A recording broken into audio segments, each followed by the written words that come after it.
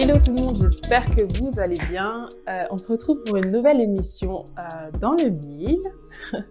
Et cette fois-ci, notre invité est Sam. Salut Sam, comment est-ce que tu vas? Et de quoi est-ce que tu vas nous parler aujourd'hui? Salut à tous, salut Géco, j'espère que vous allez bien. Moi je voulais prendre ce temps, ces quelques minutes, pour vous parler d'un thème qui me tient vraiment à cœur.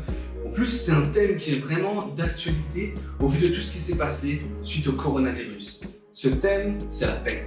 Ok Sam, mais pourquoi ce thème? Parce que nous vivons dans un monde où il y a tellement d'incertitudes, tellement de doutes, tellement de peur, tellement d'angoisse. Et je sais que pour beaucoup, le coronavirus a été une période compliquée, le temps de confinement a été compliqué. Et je sais que cela a pu faire beaucoup de dégâts. Comment est-ce que tu as fait ce constat? Je remarque qu'il y a une liste interminable de phobies. Il y a tellement de peurs. Je connais des gens qui ont peur des araignées. Je connais des gens qui ont peur d'être seuls. Des gens qui ont peur du noir. Et tellement de phobies qui finalement hantent ces personnes et qui leur font tellement de mal. Ils n'ont aucune paix. Ils ne sont jamais en paix. Et toi, est-ce que tu as déjà vaincu tes peurs ou tes phobies? Pour ma part, ce qui m'a fait défaut en tant que phobie, c'est la claustrophobie. J'avais toujours cette peur de monter dans un ascenseur seul, la peur d'être enfermé, emprisonné, piégé finalement dans un ascenseur, ou bien encore, qui se manifestait d'autres façons également, la peur d'être dans une pièce seule et d'être enfermé. C'est quelque chose qui me faisait vraiment peur et qui faisait monter en moi une vraie crainte, une crainte de ne plus pouvoir sortir.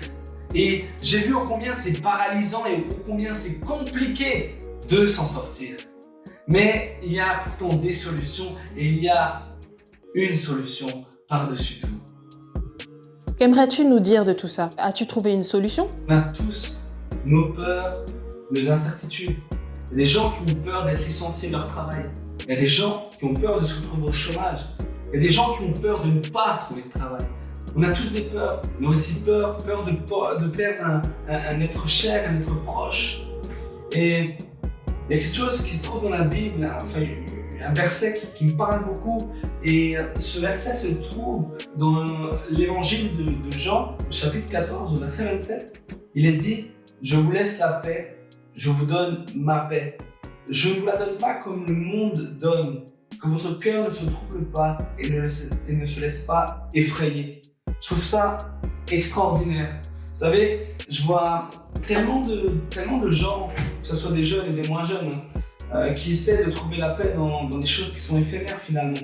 Je connais des gens, ils ont essayé la drogue, mais la drogue ne leur a pas procuré de paix. Je connais des gens qui ont essayé de trouver la paix dans le sexe, en allant d'un partenaire à l'autre, mais la paix n'était non plus pas présente. Je connais des gens, ils passent leur vie sur les jeux vidéo, ils pensent trouver la paix en jouant, mais c'est une paix bien éphémère, parce que la réalité les rattrape toujours au bout d'un moment.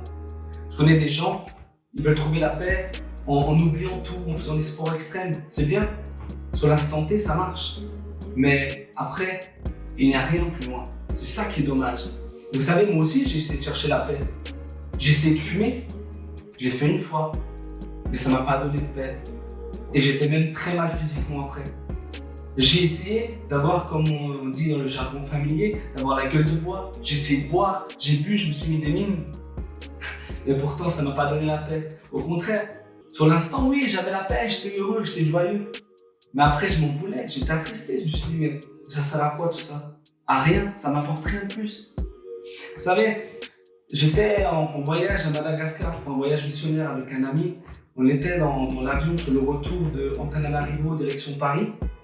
Et alors qu'on vole au-dessus de Paris, qu'on arrive près de l'aéroport, l'avion commence à descendre pour aller sur la piste.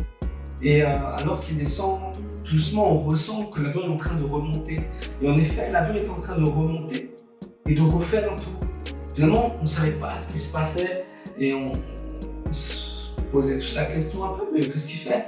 Et finalement, dans l'avion, il a commencé à avoir un mouvement de panique. Et les gens ont commencé à avoir peur, il y a des gens qui ont commencé à prier, il y a des gens qui ont commencé à flipper, commencé même à être crispés dans leur visage. Ça se voyait qu'ils avaient de l'angoisse, qu'ils n'étaient pas bien. Et moi et mon ami, en fait, on était vraiment serein. On s'est dit, bah, quoi qu'il arrive, on a la paix et puis on est rassuré de savoir là où on va. Et moi, en tout cas, ce que j'aimerais vous laisser, c'est juste peut-être de demander à Dieu de vous donner sa paix. Peut-être que vous avez plusieurs peurs, plusieurs angoisses. Finalement, ça vous pourrit l'intérieur, ça vous fait vraiment du mal, ça vous ronge. Et chaque jour, vous vivez avec ces peurs et ces angoisses. J'aimerais juste vous laisser là-dessus et vous dire de demander à Dieu de vous donner sa paix. C'est gratuit et ça vaut le coup. J'aimerais juste vous encourager au travers de cela. Pas de prise de tête, du quand dira-t-on et tout ça. Faites-le pour vous-même, faites-le personnellement chez vous. Et demandez à Dieu de vous donner sa paix. Et vous verrez par vous-même. Faites vos expériences. C'est tout ce que je peux vous dire. Mais en tout cas, je vous souhaite de trouver la paix et surtout celui qui donne la paix. Merci Sam vraiment pour ce partage.